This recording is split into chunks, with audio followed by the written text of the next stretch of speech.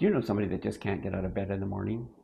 Not because of lack of motivation, because their body just won't move. They're stiff, they're sore, they're in pain. They went to their doctor, they might be diagnosed with something called polymyalgia rheumatica because they can't really figure out what the cause is. So they'll give it a name and then, put you on different medications for that.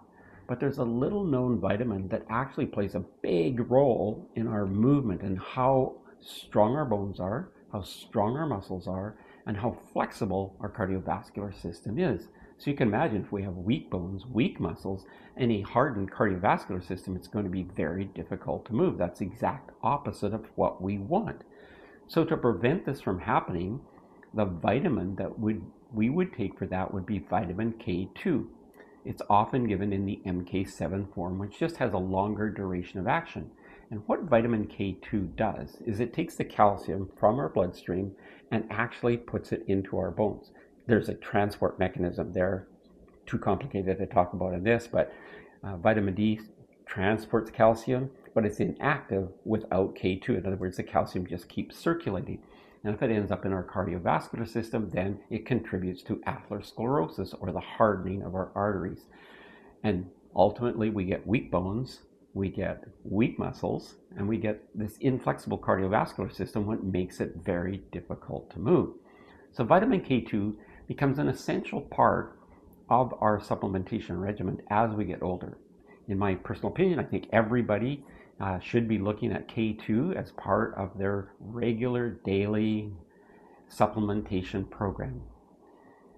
The way to test, if you really want to get into testing, is do something called a coronary calcium score to see if the calcium that you are getting through your diet is actually accumulating in your cardiovascular system. It's a very easy test to do.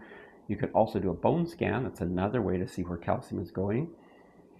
So there are ways to test this, but without testing, without going through all this problem, we can take K2.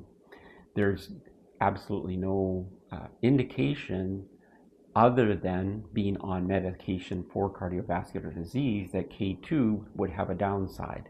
So if you are on medication, you need to check with your physician, but often physicians will encourage people to take some K2 in small doses, 120 micrograms, maybe maximum 240 micrograms, which just helps with calcium deposit. So it tells us where we now know with some certainty where the calcium is going.